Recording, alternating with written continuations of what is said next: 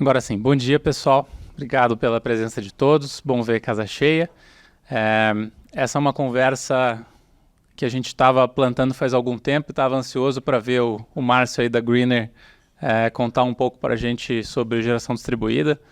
Ele vai, enfim, apresentar um pouco melhor o trabalho, mas acho que a lição para a gente aqui é que acho que o Márcio está aí já faz muitos anos estudando intensivamente, né, o segmento de geração.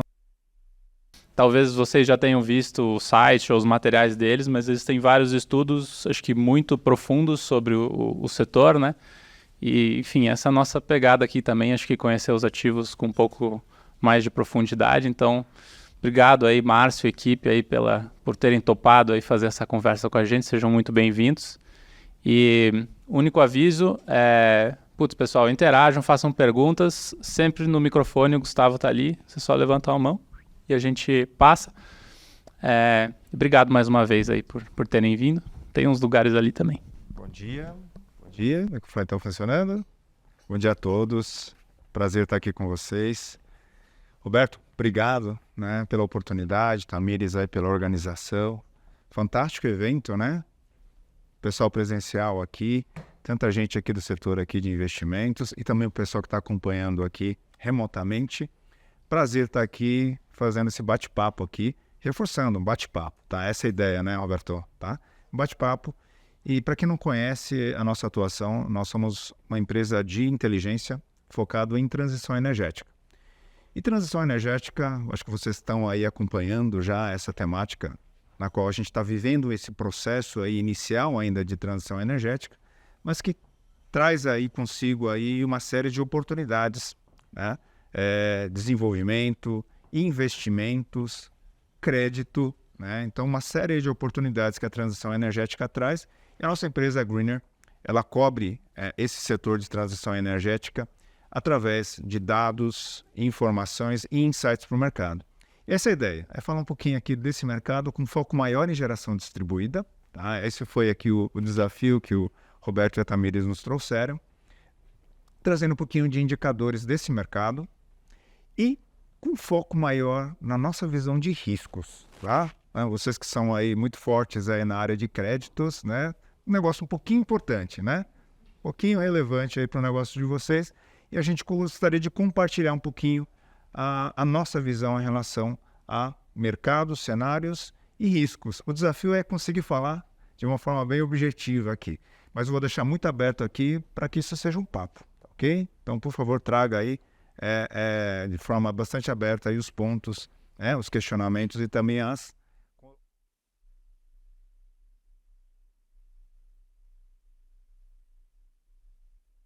time de negócios.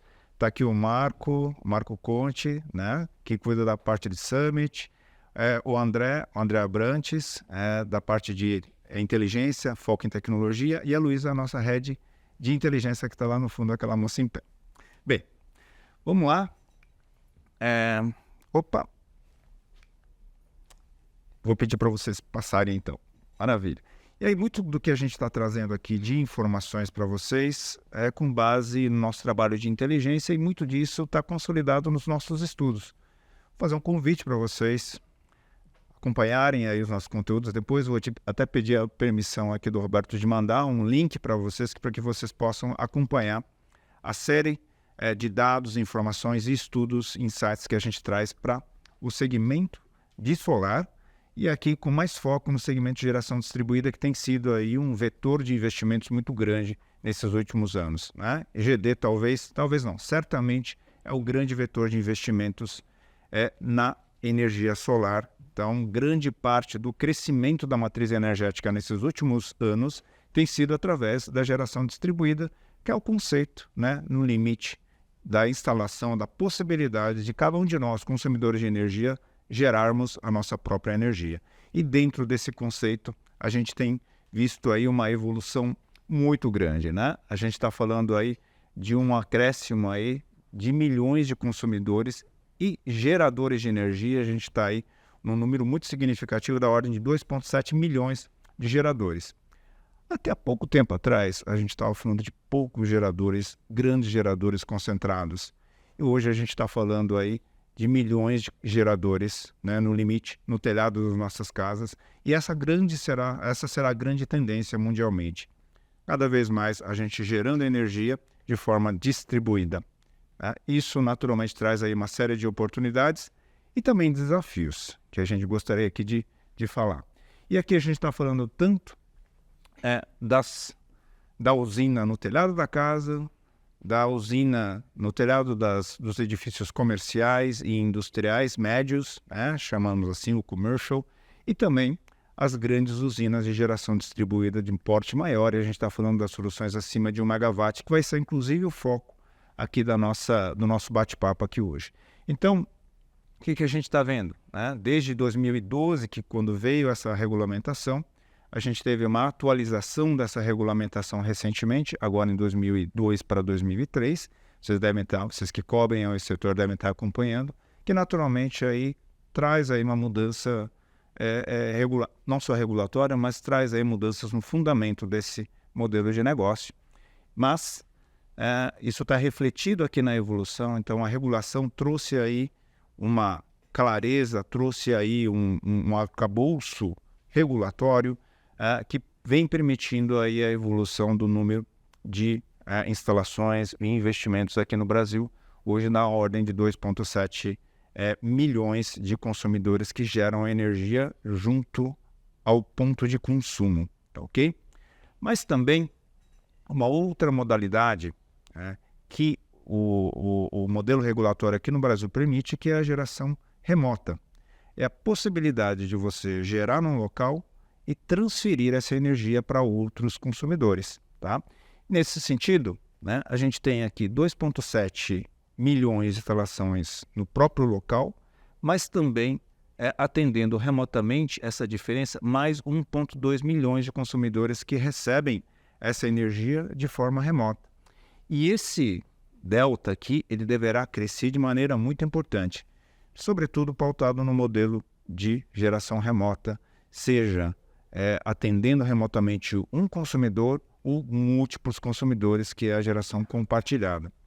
E esse modelo de negócio, a possibilidade de gerar no local e atender múltiplos consumidores, tem sido aí, a gente vai ver nos números aqui, um driver muito importante para a evolução da geração distribuída. Então, uma parte significativa dos investimentos que estão sendo feitos agora, nesse ano de 2024 e no ano de 2025, vão se pautar nesse modelo de negócio, atendendo sobretudo consumidores que, por algum motivo, seja financeiro, seja técnico, não podem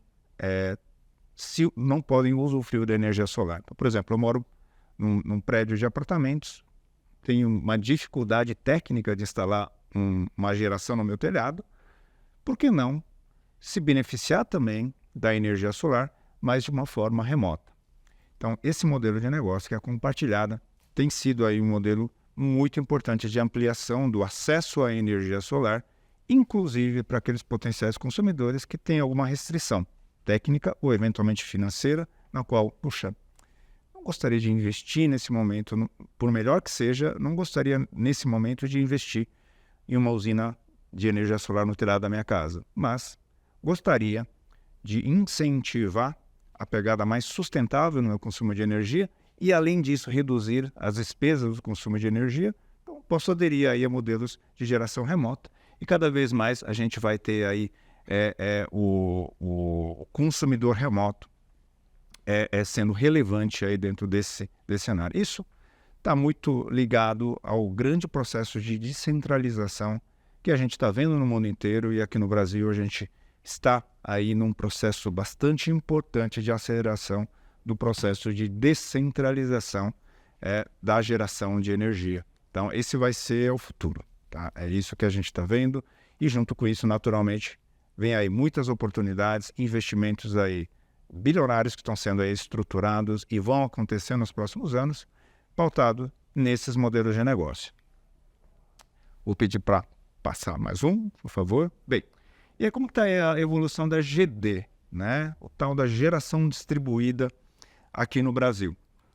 Lá desde 2012 que não começou a regulação, e a gente teve aí o início de uma aceleração importante a partir de 2018 e 2019, que a gente considera quando a gente teve lá uma condição de fatores que permitiram aí um melhor acesso, tivemos uma redução dos preços de equipamentos, junto com uma elevação das tarifas de energia.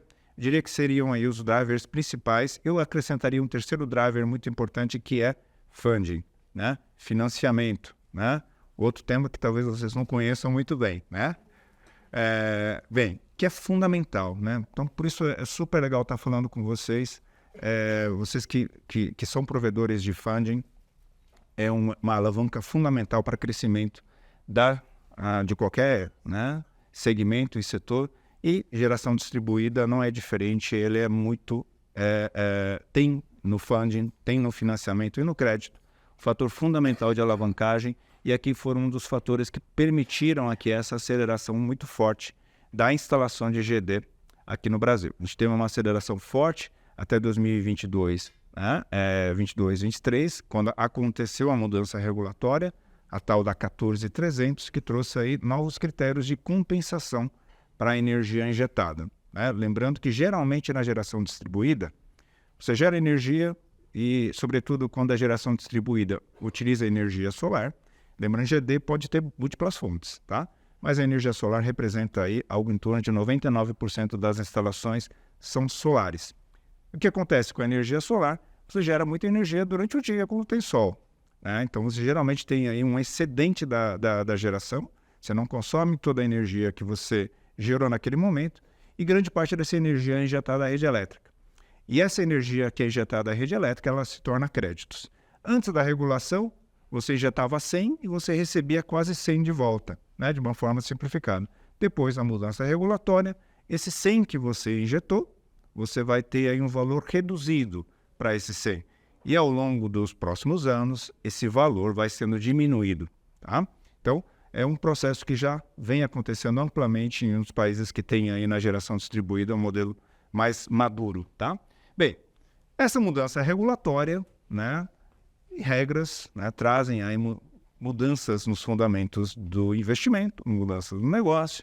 A gente teve aqui uma aceleração em 2022 para 2023, mudança da regra. Muita gente antecipou a compra do seu sistema. Eu quero ter o 100 para 100, né? Quero continuar com esse benefício para os próximos anos. Muita gente antecipou essa instalação.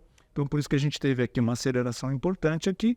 E depois, uma redução aqui em 2023. Agora, no ano de 2024, estamos agora no processo de retomada de instalações novamente, tá?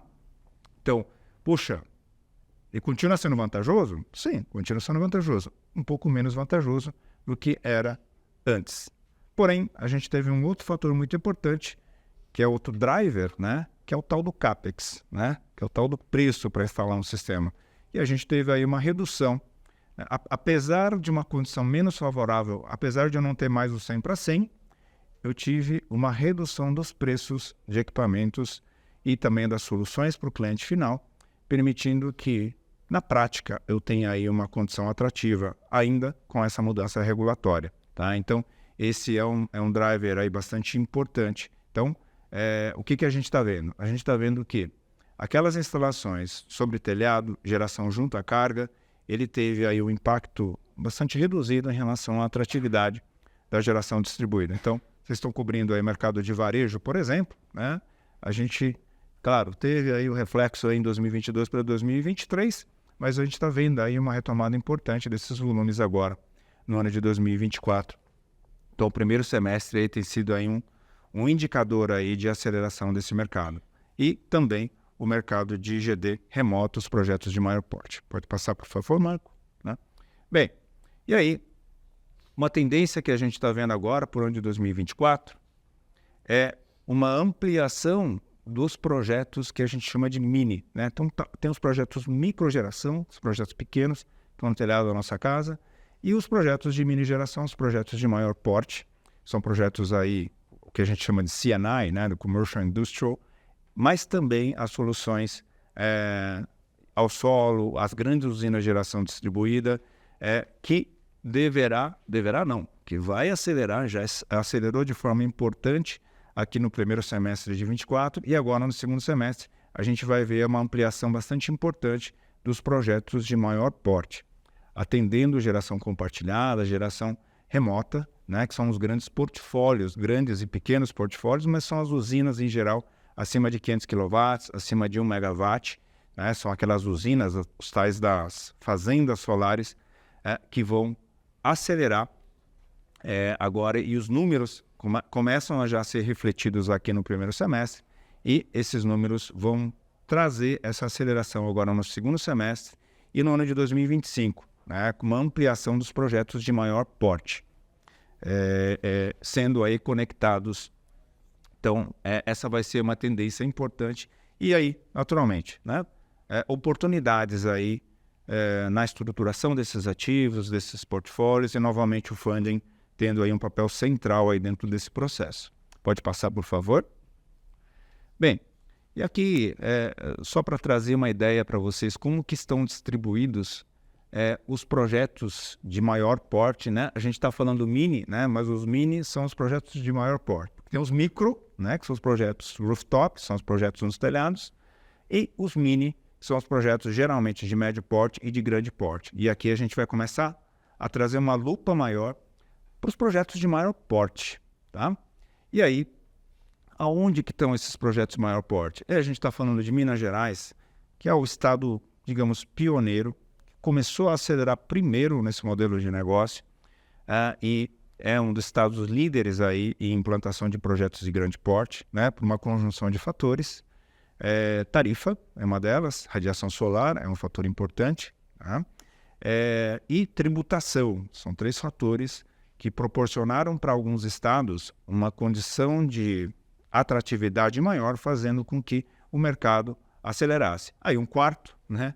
Não é só isso, né? Não adianta ter boas condições se não tem base de consumidores, e a gente está falando de estados com uma base de consumidores importante, um mercado consumidor importante, portanto são estados e são regiões aí onde investimentos em projetos de maior porte têm aí acelerado de maneira bastante importante. Então, Minas, mas a gente está vendo também o estado de São Paulo, que acelerou de uma forma muito importante nesses últimos 2 anos, né? São Paulo tinha uma relevância muito menor e acelerou, tá? Especialmente o interior de São Paulo, que tem puxado muito os investimentos de porte maior em geração distribuída, tá?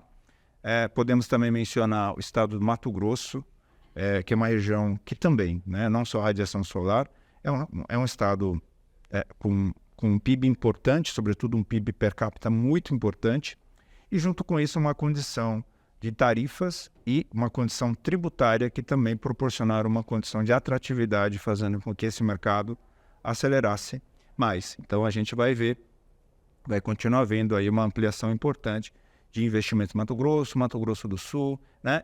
E aí, isso não quer dizer que outros estados não sejam importantes, né? Como o estado do Paraná, por exemplo, né? Que tem aí puxado volumes importantes aí de investimentos em portfólios de geração distribuída de portes maiores.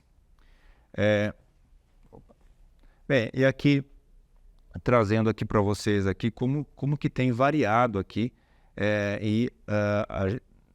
a ampliação dos projetos de mini GD acima de 500 kW, que vão já acelerando, né, desde o ano passado, e esse ano vai ser um ano importante de aceleração, e parte dos números dos projetos que estão sendo agora viabilizados em 24, eles farão parte das estatísticas no ano que vem. Então 2025 vai ser um ano também bastante forte aí de participação dos projetos de maior capacidade. Márcio, esses projetos ainda são de GD1? Sim. Grande parte desses projetos aí são GD1, eu sei que tem um monte de especialistas aqui, mas só para equalizar aqui o entendimento do que é o GD1 e o GD2, né? GD1 basicamente são os projetos que tiveram a sua conexão solicitada antes da mudança regulatória, portanto trazem as condições pré-regulação, tá? GD2 são as instalações que foram aí solicitadas depois da mudança, tá? Então, trazem aí já aquela condição, não é mais o 100 para 100, é 100 para 95, 85, 65, você tem uma redução da parcela compensável de energia, tá? Então, é para os projetos de GD remota que toda a energia, diferente de uma instalação junto à carga, que uma parte da energia você gera e você consome instantaneamente no próprio local. Tá? Na GD remota, os consumidores estão remotos, né? Não estão na geração, no ponto de geração. Portanto, toda a geração, para atender esse consumidor, ele necessariamente se transforma em créditos. E nessa conversão, né, quem está em GD2, né, já não é mais 100 para 100, então você tem aí uma perda, então naturalmente você tem uma perda da receita desses projetos. Por isso que, em grande parte, os projetos para atender GD remota, eles estão ainda se beneficiando das condições antigas da regulação, nessa compensação aí 100 para 100, né? Então, são todos, ou digamos, quase todos, ou a imensa maioria desses projetos aí no modelo GD1, e existe aí, né, tem ainda um estoque relativamente importante de projetos que foram solicitados antes da mudança regulatória, tá? E aí a gente está falando aí de alguns gigas, a gente vai falar desse portfólio aí, só para vocês terem uma ideia da oportunidade aí ainda em estruturação de ativos e potencial funding para esses projetos, tá? Pode passar, por favor? Então, o que a gente está fazendo, né? Bem, lá na Greener, o time de inteligência, faz um mapeamento desses ativos, né, de porte maior, e nós mapeamos algo em torno de 6,2 GB de projetos que estão muito maduros, né, que estão já contratando equipamentos, vão acontecer. Uma parte desses já aconteceram, já estão instalados, já estão operando. E uma parte, né, algo em torno de 1 GB, 1,5 GB, estão em processos de construção, tá? Então, muitos dos projetos aqui, né, segue mais ou menos aquele número, né? Opa! Aí. A gente tem uma concentração bastante importante aqui no Sudeste, Mato Grosso também, né? Então aqui estão as cidades, então aqui dá para ter uma ideia da densidade de onde estão esses projetos. E a gente está falando de mais de 1.900 usinas mapeadas, e a gente está falando aí numa distribuição de mais ou menos 900 cidades aí que tem projetos, que tem usinas ou que terão usinas. Então uma parte disso ainda não foi construída e vai ser construída. Eu acho que algo em torno aí de uns 2 gigas ainda, 2,5 GB, pelo menos desses 6,2 ainda não foram construídos e serão construídos, tá? E outro ponto bastante importante é um segmento pulverizado, tá? Diferente do mercado de geração centralizada, onde a gente está falando aí de, né, estamos falando aí de 20, 30 players, né, que concentram o mercado de geração centralizada. No mercado de geração distribuída, a gente está falando aí de algo em torno de 380, 390 portfólios. Então a gente está falando de 380 diferentes donos de ativos, tá? Não sei se o pessoal trouxe aqui pode passar? Tá? Então a gente está falando aqui de pelo menos 350 portfólios. Portfólios é diferentes donos de ativos, tá? E aí são donos de ativos que a gente concentrou aqui nos 20 principais, que tem 52% de todos esses portfólios. Então, sim, existe aí uma certa concentração em estruturadores e investidores de grande porte, né? 20 aproximadamente detendo 52% de todo esse portfólio aqui. Mas os outros 48% dos ativos, tá? Estão distribuídos aí por mais de 320, 330 diferentes donos de ativos. O que a gente está vendo já, né? A gente está vendo, assim como qualquer segmento, o mercado vai evoluir para um mercado de eficiência, né? E aí a eficiência, tanto a eficiência operacional, a eficiência na estrutura de capital, são elementos muito importantes, entendendo que esse é um segmento de capital intensivo e é um segmento altamente competitivo. Então, a busca de competitividade nos seus portfólios deverá ser um movimento muito importante que está acontecendo agora, começa agora, sobretudo em 2024, mas que deverá se acelerar de uma forma muito importante em 2025, 26 e 27. Então, os próximos 3 anos serão anos importantes de consolidação na busca de maior eficiência, né? Para quê? Para que eu tenha portfólios maiores, eu tenha uma estrutura mais eficiente de operação dessas usinas. Então, essa vai ser aí um driver importante. Puxa, vou ter que operar melhor, porque senão eu tenho o meu concorrente que vai operar melhor do que eu, vai ter uma condição mais competitiva. Mas também uma maior eficiência na estrutura de capital, né? O que a gente está vendo? A gente está vendo vindo um montante muito importante de entradas de capitais no Brasil. Muitas vezes, esses portfólios estruturados com capital próprio, né? Muitas vezes com capital de terceiros, mas ainda com uma alta ineficiência, tá? Dado que a estruturação, eventualmente, de garantias não foi adequada, né? Então, existe aí uma oportunidade muito grande de melhorar essa estrutura de capital, tá? Seja através de um refinanciamento, né? Eventualmente numa condição de riscos mais baixos, porque ele financiou aquele ativo num momento de pré-construção. Novamente, aí vocês que são os grandes especialistas de crédito, né? Puxa vida, ele vai construir ainda, então ele está carregando ainda o risco de construção e todos os outros riscos. Opa, mas eu já estou num momento onde o meu ativo já está operando, ele é um gerador de receitas, gerador de caixa. Opa, eu acho que cabe aqui uma condição de financiamento mais adequada, mais alinhada com a condição atual de riscos desse ativo. Então aqui a gente está vendo uma oportunidade muito grande aí de refinanciamento e melhoria da estrutura de capital desses ativos aí, seja por refinanciamento ou seja por um processo de consolidação buscando a maior eficiência operacional desses ativos, tá? Então, grande oportunidade aqui que a gente vê, tá? Já que hoje a gente tem aí 48% de todo esse portfólio aqui, e só fazendo aqui só reforçando, isso aqui são os projetos que nós mapeamos, tá? Bem, o trabalho lá do pessoal de inteligência é bastante intenso, né?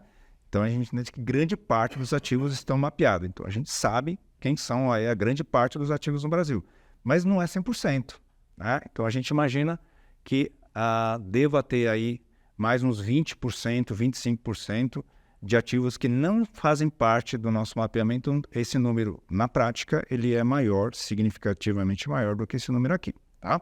Embora isso represente a grande maioria dos projetos aqui no Brasil. Só para dar uma ideia aí do tamanho real desse portfólio. Então, oportunidades e desafios aí, eu diria que tem muitas oportunidades aqui para ajudar a melhorar a estrutura de capital desses portfólios aqui de geração distribuída. Pode passar, por favor? Que mais ou menos reforçando, né? A gente conversa com esses donos de ativos aí, e especialmente com os médios e maiores, a gente pergunta, né? E aí? O que vocês querem fazer com esses ativos, né? Vocês investiram aí, né? Estruturar um ativo de 100 milhões, 100 megas aqui, vocês investiram aí 500 milhões de reais, 600 milhões de reais, 1 bilhão de reais, até os portfólios menores, né? Vocês investiram aí 50 milhões de reais, 60 milhões de reais. Como que você se enxerga lá na frente, né? Qual que é o plano de médio prazo? E uma parte importante deles, né? Eles preveem aí a captação de investidores, né? Parcial ou integral. Então, uma parte grande desses portfólios já estruturaram esses portfólios já pensando, opa, deixa eu estruturar aqui porque eu vou ter um produto interessante, um ativo interessante e que vai ficar mais interessante ainda em um portfólio menor estruturado, em um processo de investimento estruturado. Então, grande parte desses investimentos, desses ativos aqui, vão trazer outros investidores ou vão vender esses portfólios aí nesse médio prazo aí, nesses próximos anos.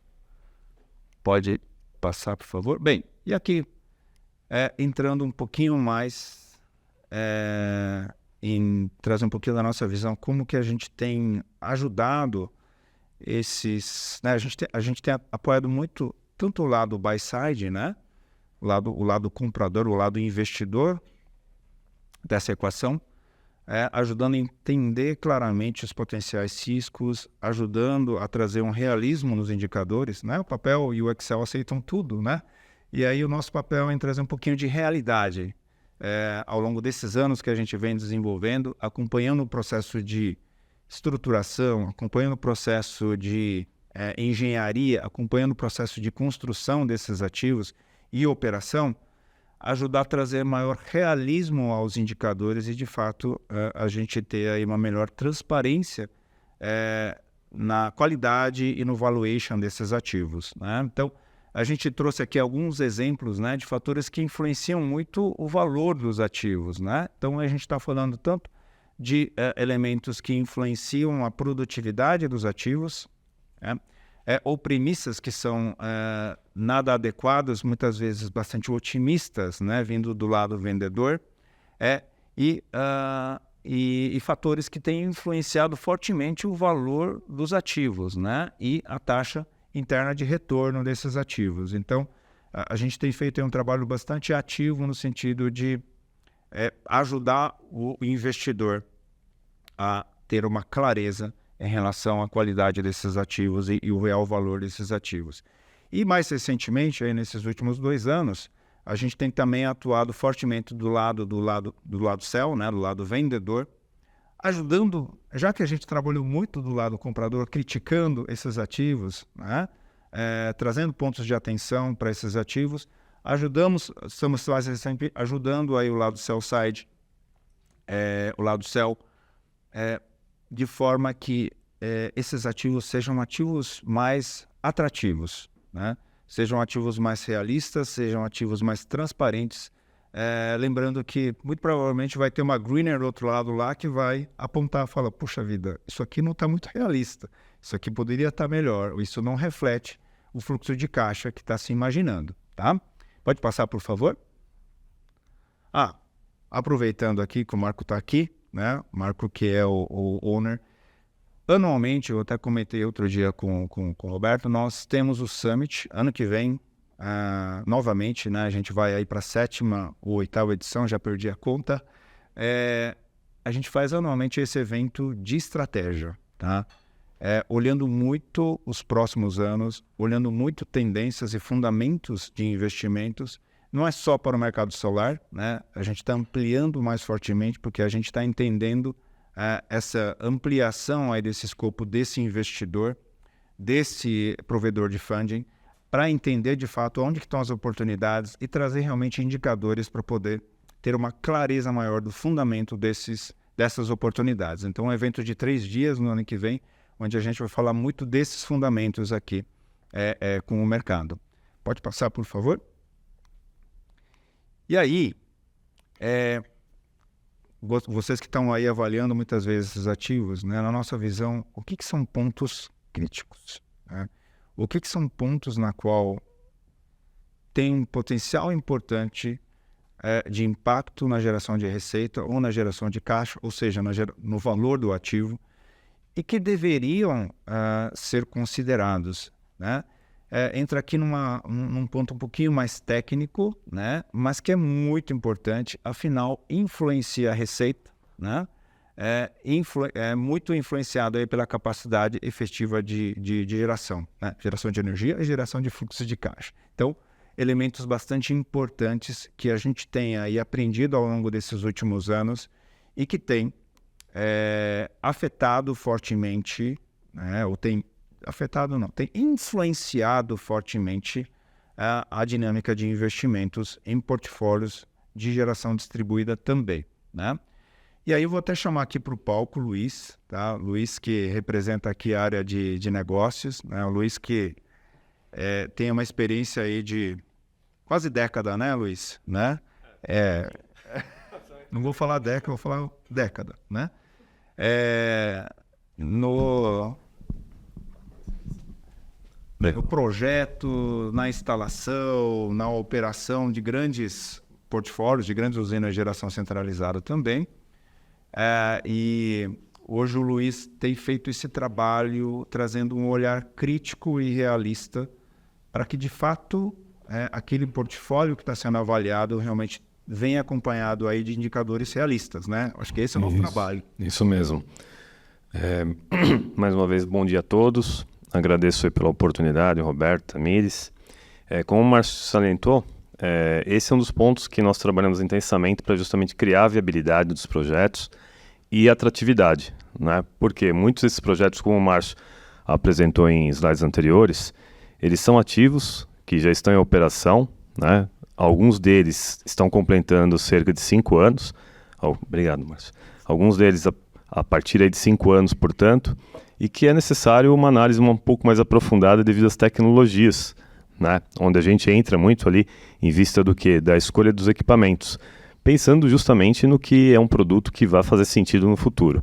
Então, não basta apenas ter um projeto bem construído, se o desenvolvimento dele anterior não permitiu que pudesse ser feita a expansão dele ou a alteração da tecnologia. Tá ligado? Então, consequentemente, aqui a gente aborda alguns pontos, né? Alguns pontos relacionados ao quê? A qualidade dos projetos. A gente trouxe alguns dos pontos, né? Como o Márcio falou, sobre as questões que influenciam numa boa análise e desenvolvimento e construção de projetos aí de geração distribuída, como no caso de terrenos, montagem e instalação, que é bastante importante na fase de construção, porque sem esse link entre o desenvolvimento do projeto e a condição de construção para colocar em operação, isso pode se tornar um gargalo crítico na fase de operação e, consequentemente, aquela receita que inicialmente tinha sido esperada como retorno do investimento, ela acaba sendo um déficit. E isso, para vocês que são especialistas, é bastante crítico, bastante sensível, né? Então, Luiz, pois não.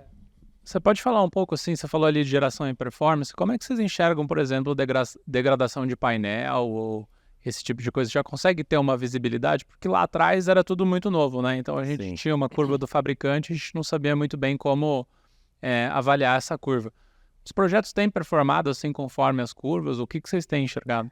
Essa é uma pergunta bastante interessante e importante, porque a gente percebe que com esse tempo de maturidade dos projetos, como eu falei, em alguns já com 5 anos, alguns até com 7 anos, a gente percebe que no primeiro ano, segundo ano, eles não performaram tão bem, né?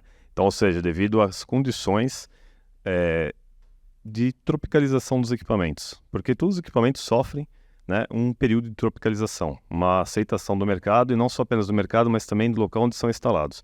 E isso está muito ligado à climatologia, né, que é um dos pontos que a gente vai trazer adiante. Então, essa questão de geração e performance, hoje, mais do que nunca, digamos assim, devido aos efeitos que a gente tem visto aí de climatológicos bastante intensos, a gente percebe que muitos equipamentos estão se aprimorando para a realidade do Brasil, que, consequentemente, começam a ter melhor performance, né? Só que esse trabalho, ele não é tão simples como a gente imagina, porque são muitas variáveis, não é só a irradiação, né? Todo mundo acha que é só a irradiação do sol, né? Ou seja, eu vou criar um bom projeto com uma boa modelagem financeira. Só que, como foi salientado, o Excel aceita tudo, o papel aceita tudo. Na hora de colocar o projeto em andamento, em operação, não é bem assim. Às vezes você tem um déficit lá de 10% a menos, 15%, até 20% a menos. Devido ao quê? A modelagem que foi feita de maneira incoerente com a realidade do local da instalação, né? Então, esse é um dos pontos bastante importantes que são mapeados pela Greener, principalmente pelo time de inteligência. O meu time no qual eu participo, dentro da Greener, é negócios, e o time de negócios ele fica exatamente realizando esse levantamento em campo, aprimorando o conteúdo, né, o conhecimento dos fabricantes, EPCistas, projetistas, porque não adianta executar um bom projeto, mas a parte de dimensionamento do projeto não está adequada, né? Então a gente vai falar um pouquinho sobre isso também. Pois não. Oi, Luiz, bom dia. Bom dia. Queria tirar algumas dúvidas, por favor. Sim. Nesse slide. Primeiro, de curtailment, se GD no modelo de locação também sofre bastante. O segundo, de P90 e P50, eu tenho visto quase nenhum, na verdade, projeto que gera P75 ou P50, é muito mais próximo do P90. Se isso você tem de acreditar que é para poder vender, contratar, né, mais locação, ou se realmente os projetos têm frustrado. Se para solar você tem visto geração, disponibilidade abaixo de 95%, ou se por ser solar você tem visto mais próximo. E o último, assim, eu tenho um pouco de dificuldade em entender o que é pós-venda e assistência, né? Tem fornecedores que são de primeira linha que nem tem representação no Brasil. Correto. Então, se você tem visto essa garantia de degradação, ou mesmo de inversor, antigamente eu via inversor com 10 anos para fazer o capex de manutenção, hoje em dia tem desenvolvedor falando que o inversor dele aguenta 13, 15 anos para fazer a troca, se você tem visto esse avanço na tecnologia mesmo. Sim, eu vou começar então do último ponto que você citou, que acho que é interessante, aí a gente vai avançando. Sobre a questão de pós-venda, assistência técnica e garantia. No início a gente percebeu que existia condições de pré-venda satisfatórias de acordo com a questão contratual, né? No entanto, com o passar do tempo, como a gente acabou de comentar, isso mudou um pouquinho a caracterização dos projetos. Por quê? A questão de insuficiência de dados de radiação, né? Climatologia local para os projetos, ele foi, em alguns casos, superestimado, e que, consequentemente, não obedeceu o padrão daquela região. Ou seja, o pessoal, os projetistas desenvolveram projetos copia e cola. Ou seja, o que cabe aqui em São Paulo, cabe no Nordeste. E não é bem assim. A gente está falando de uma diferença de temperatura de, dependendo da época do ano, mais de 20 graus. Então não é bem assim. Então essa condição, ela foi assistida, ela foi verificada, e com o tempo, esses fabricantes começaram a se adequar, e entender como que é a realidade brasileira, porque 90% é de fora, falando português claro, né? 90% ou mais é de fora. O que a gente tem aqui são fabricantes de materiais, né? Como cabos, disjuntores, enfim, cabines primárias, mas inversores, né? Que é o cérebro do negócio, é de fora. Módulos é de fora. Estrutura metálica já tem alguma coisa no Brasil, né? Fixa e tracker. Só que isso é uma curva de aprendizado, que ao longo do tempo vai se tornando mais eficiente, desde que você tenha amparo, você tenha informação e consiga, portanto, subsidiar. Esse é o papel da Greener, por exemplo. Né? Entrando naquela pergunta que você fez ali sobre geração e performance, Roberto, é justamente esse sentido. A gente trabalhar municiando o mercado, fazendo o levantamento, buscando informação, conversando com os players, EPCistas, donos de ativos, quem está operacionando esses ativos, que é muito importante, porque muitas vezes essa operacionalização ela não é difundida e cada um assume aquilo que acha melhor. Ou, em algumas circunstâncias, o pessoal traz as informações da GC, da geração centralizada, achando que para a GD vai fazer sentido, né? Ou seja, estou pegando aqui dados da GC, indicadores, né, importantes de GC, os KPIs, e vou trazer para a GD. Isso faz sentido? Nem sempre, né? Porque são projetos menores com particularidades. Voltando ao exemplo de a gente pegar um projeto aqui em São Paulo e transportar ele para o Nordeste, eu costumo dizer que sim, cada projeto é único, né? Você tem uma oportunidade de ímpar para cada projeto, de ser bem sucedido ou não. É como uma pessoa, um registro, um RG. Aquele projeto ele tem a sua característica própria, a gente tem que respeitar isso daí. A mesma coisa com os equipamentos que vão ser aplicados. Se você não tem uma cultura adequada, vindo dos projetistas para análise e dimensionamento do projeto, de quem vai executar, tendo uma boa prática de engenharia, seguindo as condições normativas, acaba sendo influência, muitas das vezes, positiva e em outras circunstâncias pode ser desastrosa ou negativas, né? Comentando sobre o curtailment, que você falou agora a respeito do que a gente percebe de GD.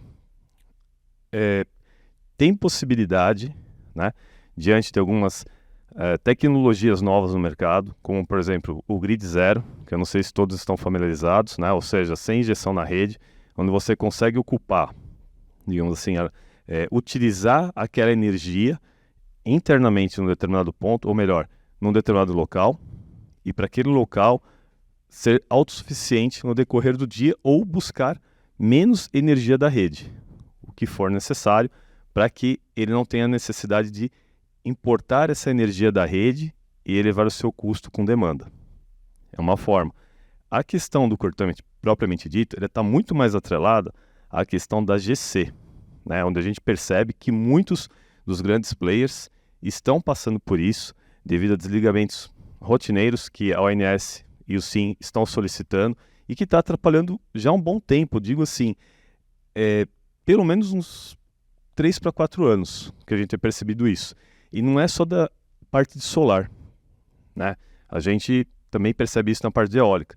E eu vim no mercado de eólica, eu comecei, na verdade, no mercado lá em 2002, só que eu só fui tomar a frente, digamos assim, do mercado em 2008 para 2009. Então, quer dizer, a gente vê que esse problema ele não é de agora, ele já é um problema anterior e que, consequentemente, ele só foi sendo, digamos assim, postergada a situação. E agora, com a questão da geração distribuída crescendo junto à carga, a gente começa a perceber o quê? Que esse tipo de processo pode se tornar um grande gargalo, né, para as distribuidoras, principalmente que vão ter que ter explicações, prestar explicações para os clientes, né, onde a distribuidora não tem esse tipo de interesse, né, ela não tem esse tipo de interesse. E, consequentemente, a ANEEL, por sua vez, ela tem que tomar ação como reguladora do sistema. Ela tem que, na verdade, realizar uma boa legislação, né, para que isso seja evitado e que, consequentemente, a distribuidora passe por cima de operações que não estão adequadas. Sobre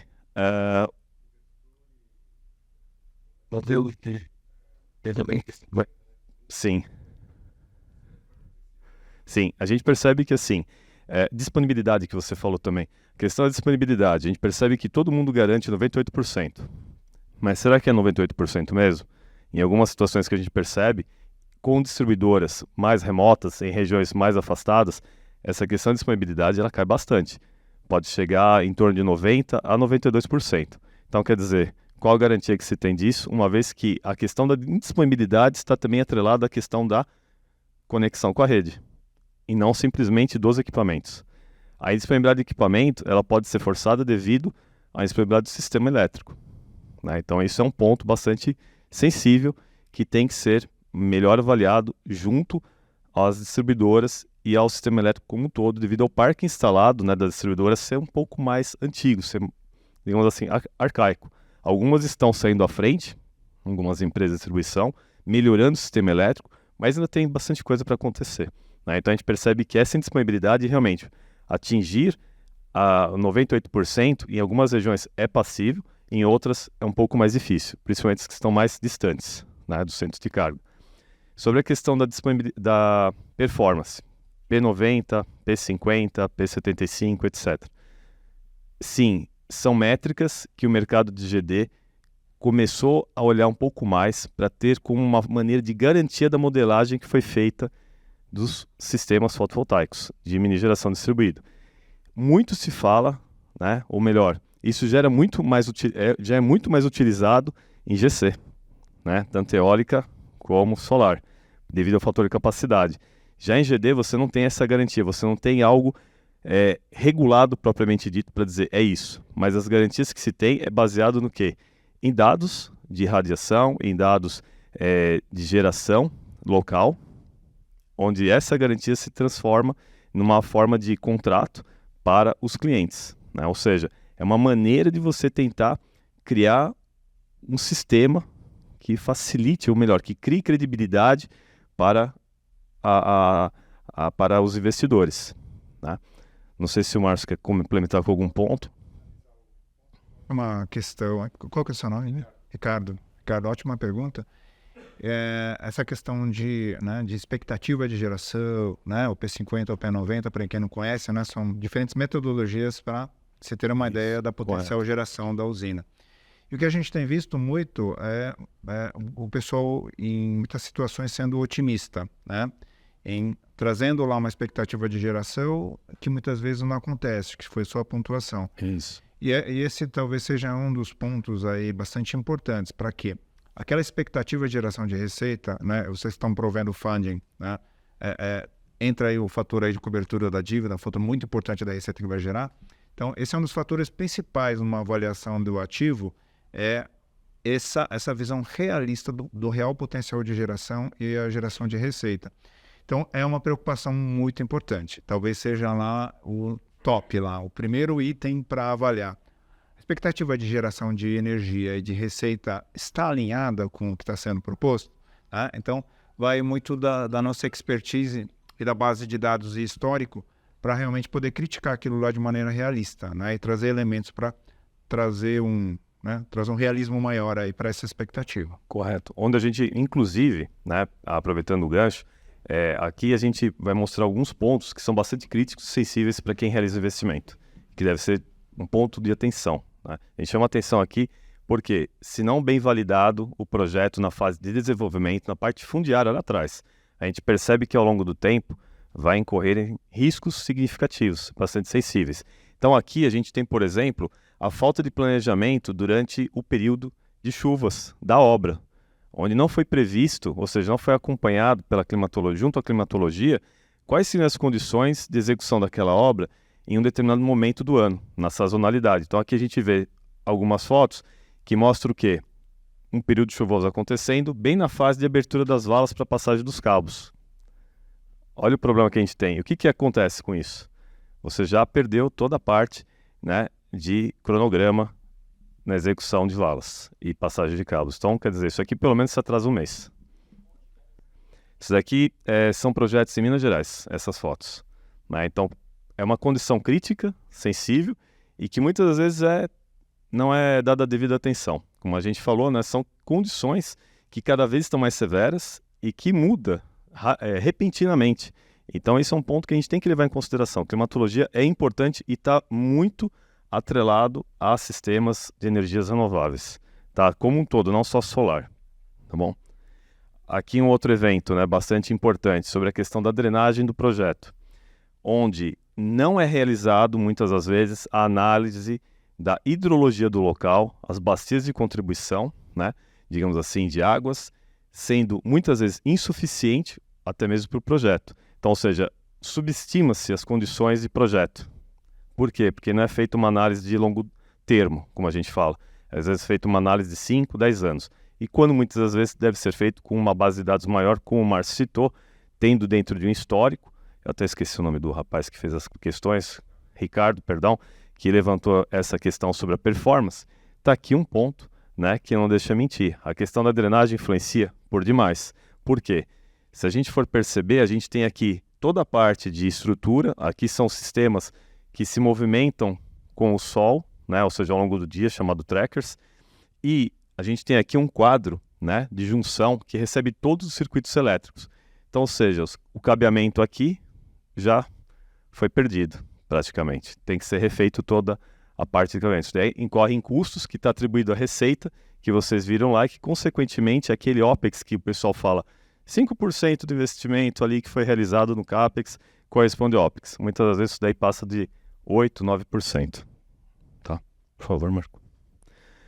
Outra questão bastante importante, né? Quando é feito o desenvolvimento e o projeto, tem que ser feita uma análise para retirada, remoção, a raspagem do solo. E muitas vezes essa raspagem ela tem que ser feita de uma maneira significativa e em muitas circunstâncias até um processo de terraplanagem, para deixar o solo mais nivelado possível para você ter melhores condições de execução. Só que muitas das vezes o pessoal não se atenta à questão de compactação do solo. E aí o que acontece? A abertura, né, digamos assim, de rachaduras no solo, como a gente fala, que dá o processo de erosão. Esse processo de erosão aqui, inclusive essa foto, se eu não me engano, é em Uberlândia, que a gente fez agora recentemente, a diligência técnica do projeto, né, de um cliente que estava vendendo o ativo para um outro cliente de grande porte. Aqui a gente percebe o quê?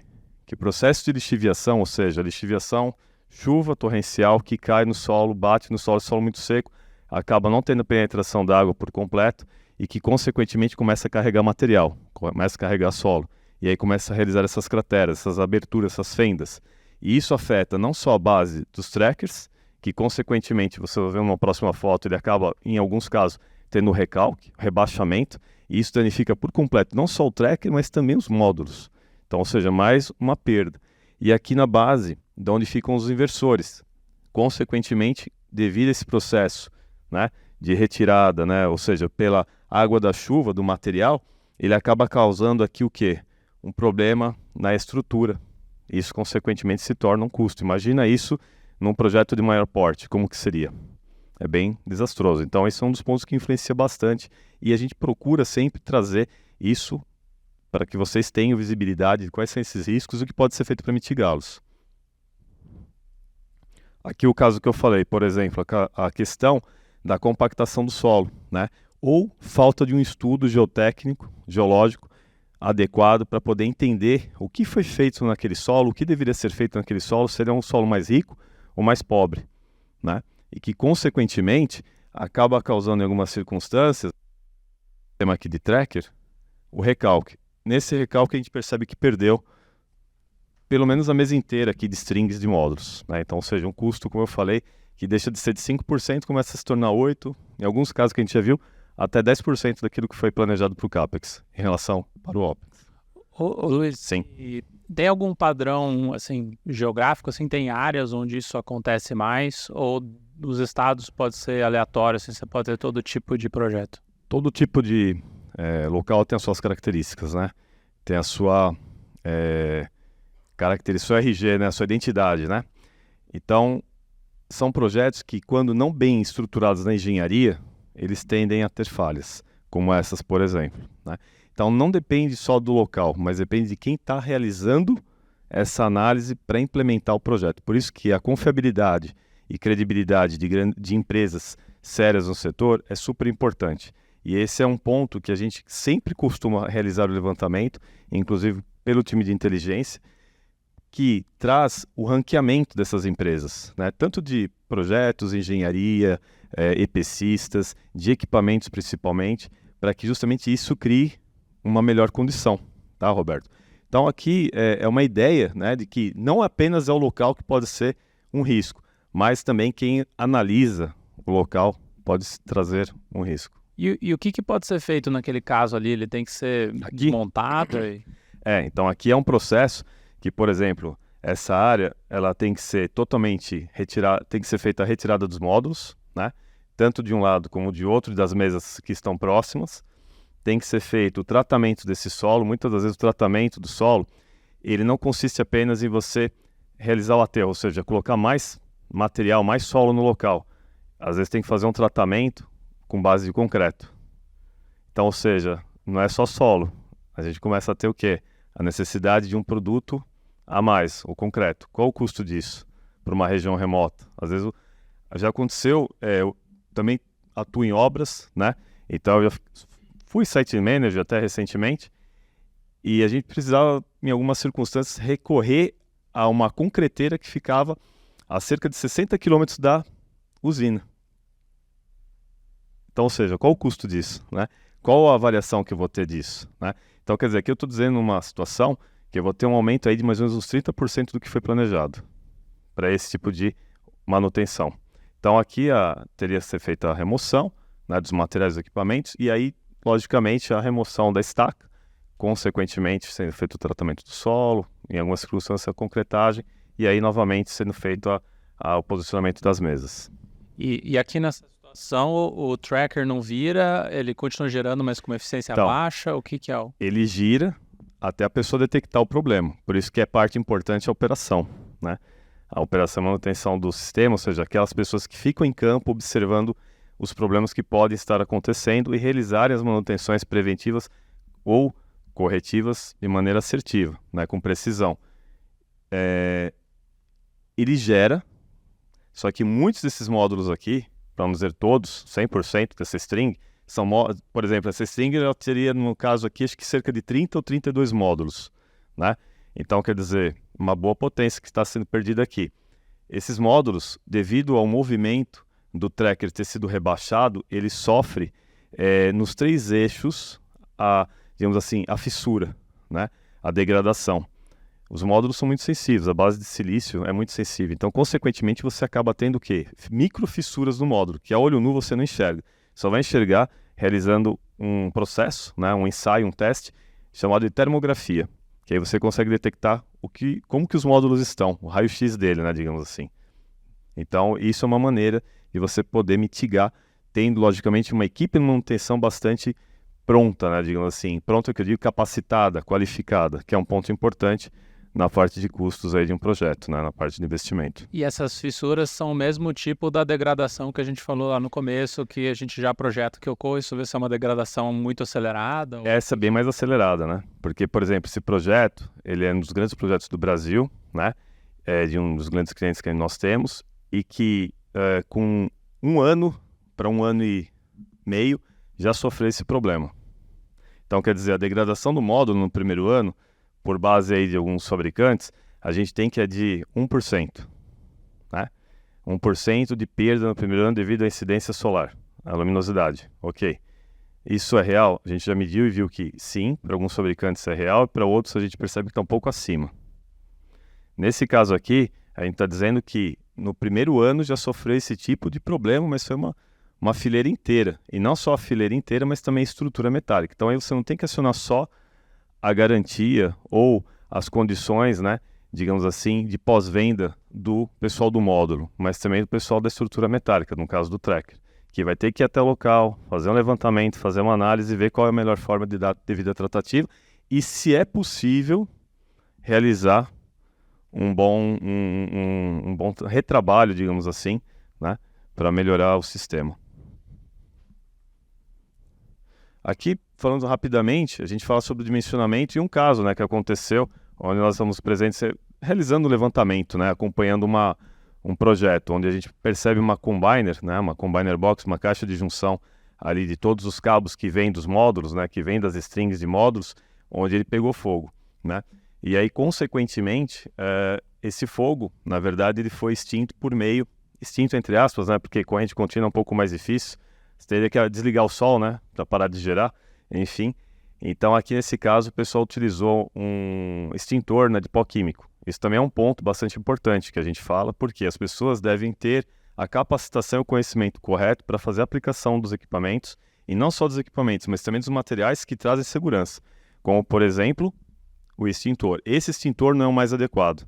O extintor mais adequado qual que é? O de gás carbônico. Tá? Não quero ser técnico aqui, tá, pessoal? Mas assim, só para trazer um pontinho que é bastante importante. Quando você utiliza o de pó químico, extintor de pó químico, como nesse caso aqui, você vê que ele fica um resíduo, né? E esse resíduo, ele impregna no material. Impregnando, o próprio fabricante já fala, eu não aceito devolução. Mesmo que o problema tenha sido dele, porque ele fala que não consegue analisar as informações, né, do ponto onde ocorreu o início do problema ou o curto-circuito, digamos assim. Então, é sempre importante trabalhar com os equipamentos e acessórios que realmente são aplicáveis para aquela necessidade. Então, o conhecimento é muito importante, e é esse um dos pontos que a gente aborda. E aqui uma outra situação, que é o quê? Um sistema de segurança, né? Eu quis trazer propositalmente, porque é bastante interessante, né? Mais uma vez, a questão da capacitação. Então, você percebe, né, que o entorno, o perímetro da usina, aqui as estruturas metálicas, os trackers, né, com os módulos, que são essas fileiras aqui na vertical. E todo o perímetro, ele foi visto, foi feito o levantamento e foi incorporado o quê? As câmeras. As câmeras são esses pontos, né, esses triângulos aqui, esses triângulos onde você tem em algumas regiões. Só que na análise, quando foi feita inicialmente, pelo EPCista, pelo projetista e principalmente por quem tem o equipamento, por quem fez a venda do equipamento, ele garantiu que ele alcançaria 80 metros de profundidade. A gente está falando aqui de um sistema que ele tem 2 tipos de lentes, né? Uma câmera, como uma câmera dessa que nós temos aqui na parte superior, aqui no teto aqui do evento, ele tem duas lentes. Para quê? É uma que pega os dados, né, digamos assim, em forma analítica, né, em período diurno, e a outra em período noturno, que é a câmera térmica. Só que essa câmera, ela possui algumas restrições, e dentro delas o alcance, devido à lente que foi utilizada, as lentes que foram utilizadas nesse tipo de câmera. Então, o que acontece? Esses 80 metros, ele cai para 30. Eu estou perdendo 50%. Então, olha o risco que o empreendimento está correndo com isso. E imagina o que a seguradora falou para esse cliente. Imagina o que falou para esse cliente. A gente vai te dar, mediante o quê? A necessidade de você refazer esse projeto. Então, ou seja, mais um ponto de atenção. Porque a tecnologia existe, mas se não bem empregada, você não alcança o seu objetivo final. E aí, consequentemente, o que a gente tem aqui? Esses pontos em vermelho. O que são esses pontos em vermelho? Para aqui fugir um pouquinho, tinha que estar mais para cá. Mas enfim, os pontos em vermelho, esses círculos em vermelho, as elipses em vermelho, o que são? São os pontos de zona morta, onde as câmeras não conseguem detectar nenhum tipo de invasão. Aí vocês vão perguntar, quanto que corresponde esses pontos em vermelho? 60% de zona morta. Eu só tenho 40% sendo visto. Os outros 60% é zona morta. Imagina o risco disso para uma seguradora. Você acha que ela vai pagar o ticket de um problema que possa começar a ocorrer aqui? O problema é que na prática seria algum tipo de vandalismo, roubo de equipamento. Vandalismo, roubo de equipamento, às vezes até o pessoal coloca fogo, parece que não, mas coloca. Principalmente quando você tem um entorno, perímetro aqui, você tem o que a gente chama de acero, que tem que ser mantido pelo que o próprio corpo de bombeiro e os órgãos ambientais pedem, que é a distância que você tem segura do seu ponto ali do perímetro da usina com o ponto próximo em relação ao mato, né, digamos assim. Então você tem um acero que deve ser respeitado de 5 a 10 metros, dependendo do porte da usina. E essa questão, né, do fogo, ela é importante porque no interior de São Paulo, semana passada, 2 usinas que eu conheço em São José do Rio Preto pegaram fogo. Por quê? Porque se tivesse o sistema de visualização da câmera para detectar fumaça ou fogo pela câmera térmica, eles teriam tido tempo de avisar o corpo de bombeiros e visto que a distância, como não havia uma distância de acero segura, que seria de 5 a 10 metros, estava realmente colada um mato seco na cerca, eles não tiveram tempo de ver o que estava acontecendo e isso pegou fogo, se alastrou por toda a usina, tiveram um baita prejuízo. E aí quando foi acionar a cláusula da seguradora, o que a seguradora falou? A gente vai mandar o perito aí. O cara fez a perícia. O que aconteceu? Tinha o acero? Não. E agora? Será que a seguradora paga? Talvez não. Aí está em processo, né? Agora judicializou. Mas esse é um ponto. A gente mostra aqui propositalmente para vocês entenderem o que é essa questão da câmera, né? Parece que não é só para pegar e inibir o cara que vai lá roubar, vai fazer algum furto, né? Não, não é só para isso. Pensando também nas condições, novamente, climatológicas, a gente vê qual é importante você ter uma câmera com boa qualidade, saber como aplicá-la corretamente para você poder ter a visualização de todo o seu entorno e caso comece a ocorrer um evento mais, digamos assim, mais intenso no local como incêndio, você consegue acionar as autoridades competentes para mitigar ou inibir esse tipo de processo. Sim. Boa família.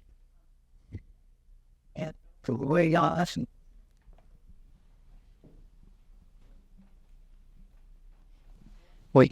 Tanto em relação a riscos de projeto, quanto essa questão de ou uma má execução, enfim, todos esses riscos que você apontou aqui para a gente, do nosso ângulo de investidor, no meu ângulo, por exemplo, de investidora de crédito e não de equity, muitas vezes a gente não tem nem essa granularidade de informação com relação aos projetos, ou, por exemplo, a gente está analisando uma operação que engloba um número grande de projetos, um portfólio, sei lá, com 30 usinas, cada uma em um lugar. Assim, a minha primeira pergunta seria, mesmo que a gente tivesse acesso a esse nível de informação de cada um dos projetos, os, sei lá, relatórios dos engenheiros independentes ou relatórios que poderiam ser contratados para mapear esses riscos, na sua avaliação, eles de fato olham tudo ou às vezes passam algumas coisas importantes até por esses relatórios?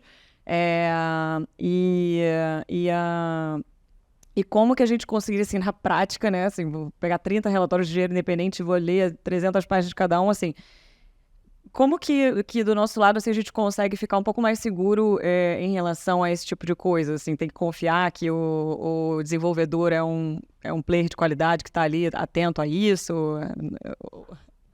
Bom, um pouco difícil, assim. Não, eu entendo e eu entendo a tua dor. Eu falo para você de maneira bastante objetiva, contrata a Greener. Brincadeira, à parte, mas realmente, não é porque é a Greener, eu trabalho no mercado, como eu falei, desde 2008 de solar, mas assim, a Greener, eu conheço o Takata há muitos anos, assim, eu falo que é uma das empresas que saiu à frente porque ela se preocupou com essa parte de capacitação e qualificação dos ativos. pessoas e ativos, né, melhor dizendo. Então, realmente, é muito difícil, tá, você ter essa mão de obra qualificada e padronizada. Porque o padrão que a gente tem, por exemplo, sem desmerecer ninguém em nenhuma região, pessoal, pelo amor de Deus, mas o padrão que você tem de engenharia em uma determinada região do país, às vezes não é igual numa outra região. Né? O que eu quero dizer com isso? É que em algumas circunstâncias, né, as premissas que foram utilizadas para desenvolvimento do projeto ou para execução do projeto, elas são muito mais detalhistas do que em algumas outras regiões. Independentemente, tá? Norte, Sul, Leste, Oeste, enfim. Tem isso, infelizmente. Tem, a gente sabe que tem. E eu já vi isso e presenciei. Justamente também com a questão da execução. Materiais que são utilizados, muitas das vezes, não são os de top de linha, que deveriam ser utilizados porque estão lá na prescrição, né, da especificação técnica. E aí o dono do ativo, no caso, como ela comentou, eu esqueci o nome dela, perdão. Camila. E justamente isso, ele não segue o padrão. Muitas vezes por quê? Porque ele está vendo uma oportunidade de ganho do lucro, tentando colocar um material de menor capacidade ou inferior, que vai trazer a mesma condição. Porque ele falou, opa, já instalei isso em outra região e deu certo. Lembra que eu comentei lá no início que às vezes o pessoal não analisa a condição de projeto individual para cada localidade? Então ele dá um copia-cola e ele fala, não, ali não precisa ser isso, pode ser isso aqui que eu fiz no outro projeto que deu certo.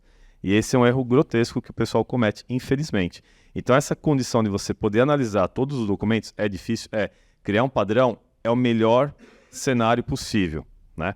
Porque você consegue criar maneiras, né, um manual mesmo dizendo, tem muitas empresas, né, Márcio, que pedem para nós a consultoria justamente para criar uma padronização, um manual de boas práticas de engenharia, para que todos os seus, digamos assim, diligenciadores, eles sigam esse padrão. Tenha lá uma maneira, né, uma receitinha de bolo, para poder ser visto, principalmente em termos de checklist, onde você cria uma matriz que facilita a visualização das informações e você não tem que ficar lendo detalhe por detalhe de um memorial que às vezes tenha, sei lá, 100 páginas, né? Como ela falou de 30 projetos, 100 páginas, poxa vida, é muita coisa, né? Então, esse padrão e esse checklist consegue te dar visibilidade sobre aquilo que está sendo feito de maneira mais adequada possível. Lógico que assim, pode ter algum desvio? Pode. E aí tem que ter atenção. O mais importante é sempre ter empresas que sejam independentes de quem está executando, porque senão a coisa pode ficar tendenciosa, tá? Então essas análises devem ser realizadas por empresas idôneas que estão à parte daquele projeto, para que justamente traga maior credibilidade e facilite o entendimento do que está acontecendo, tá? Com lisura, né? Bom, aqui rapidamente só alguns pontos do que a gente traz, né, dentro das linhas de desenvolvimento, construção e operação, né, ou seja, quais são as especialidades onde a gente atua.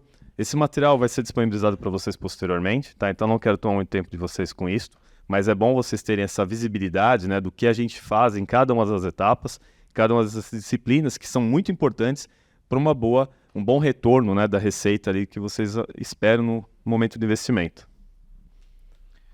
Quer comentar, Márcio? A gente está um pouco esgotado no tempo, mas, enfim, se vocês quiserem encerrar aí ou fazer alguma... Vocês dá tempo. Eu acho que é para o encerramento já agora, né? Eu acho que Pessoal, vocês também têm mais alguma pergunta aqui? Fique à Querem vontade. aproveitar para... Ricardo. Fabricantes tidos como first tier ainda não tem nem representação. Então, eu acho que muito ponto que você é importante estar trazendo esse ponto, né? Os equipamentos, né? Tá aí um fator de risco e impacto bastante importante, não só no potencial prejuízo ou também na probabilidade no nível de ocorrência. Então, você está reforçando um ponto que nos é bastante caro, nos é um ponto importante de análise.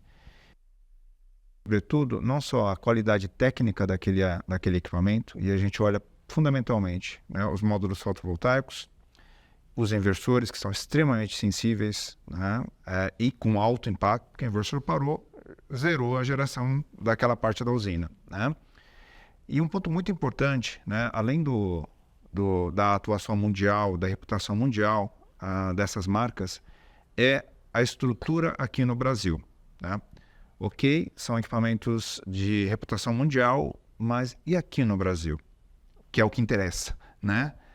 como que ele está estruturado de forma que se eu tenho alguma demanda técnica e eu preciso de algum apoio técnico desse fabricante, eu o tenha de uma forma muito ágil, né? De forma que isso minimize o meu tempo aí de indisponibilidade. Então esse é um ponto muito importante na análise de riscos, dentro da nossa matriz de risco, né? Isso é um elemento onde a gente analisa com bastante cuidado, então traduzindo isso aí numa recomendação que seja de fácil compreensão aí para vocês que são, né, vão aprovar esse investimento. Mas trazendo um pouquinho também o ponto que a Camila trouxe também, né? Puxa vida, são muitas coisas, né? E o nosso papel, Camila, é esse trabalho de curadoria e ajudar a entender nesse mar de riscos, esse mar de informações, o que é mais importante, né? Trazendo o desafio que vocês têm de tomar a decisão, seja de alocação de equity ou de dívida. Geralmente vocês têm que fazer essa decisão aí 20 dias, 30 dias no máximo. Está aqui o portfólio e está aqui para decidir, é o período de exclusividade para decidir, ponto, né? Esse é o desafio, de um mar de informações e de potenciais riscos. Então, o nosso papel é o que o Luiz estava comentando. O pessoal vem com uma demanda, tudo é risco. Sim, né?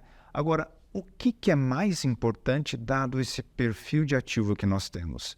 O que a nossa experiência traz como isso a gente precisa prestar atenção, né? E traduzir esse risco de uma forma inteligível, de uma forma clara para vocês tomadores de decisão. Vocês não são engenheiros especialistas na temática, tem alguns aqui que estão chegando até nesse nível daqui a pouco, né? Mas em geral não são engenheiros especialistas nisso. Então o nosso papel é ajudar a trazer isso aí de uma forma clara, independente, né? Objetiva, né? Nos pontos realmente que vão fazer toda a diferença, que são elementos que potencialmente afetam a receita ou elevam o CAPEX, né? Que vão afetar sobretudo aí a capacidade de pagamento da dívida, né? Então, são pontos bastante importantes. Geralmente o pessoal quer tudo. Vamos analisar todos os riscos. Espera aí.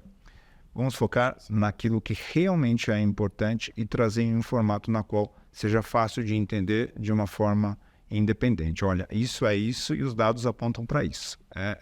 Eu acho que isso é importante, independente da casa que vocês escolham para essa análise de riscos, isso é um ponto bastante importante. Boa, Márcio. E aí, comentando aqui, aproveitando a deixa do Roberto do tempo já um pouco mais escasso, se vocês gostaram dessa experiência, ou o que o Márcio comentou do Greener Summit, é basicamente isso por 3 dias. Ter essa experiência, essa oportunidade de conversar com os especialistas da Greener e com outras pessoas do mercado para ir fazendo essa troca de experiências e também a oportunidade de aprender ainda mais no detalhe tudo isso que o Luiz e o Márcio trouxeram para a gente. Então, aguardo vocês lá no Greener Summit também. Qualquer coisa a gente está aqui à disposição para responder qualquer dúvida e ajudar a cada vez mais ter sucesso nos negócios. Boa, Marco. Obrigado, Marco. E vamos para o encerramento aqui, que a gente já alugou demais aqui todo o pessoal. Não, pessoal, agradecer aí a presença de todos e depois a gente também manda os materiais, os contatos aí para vocês explorarem mais as dúvidas. Obrigado. Obrigado, pessoal.